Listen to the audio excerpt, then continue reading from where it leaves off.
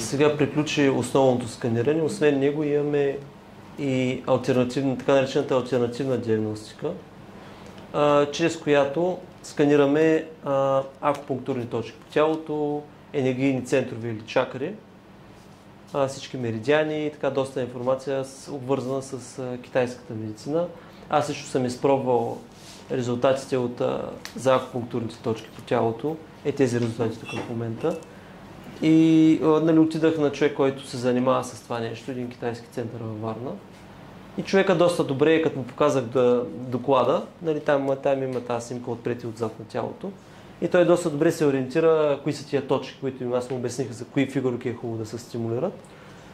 И той заби там иглите и ефектът беше доста добър. Чувствах се доста приповдигнат, такъв един се едно можех да летя следващите 2 дни. Което показва, че освен че акупунктурата работи, и уреда показва така точна информация и нещата биха могли да се допълват.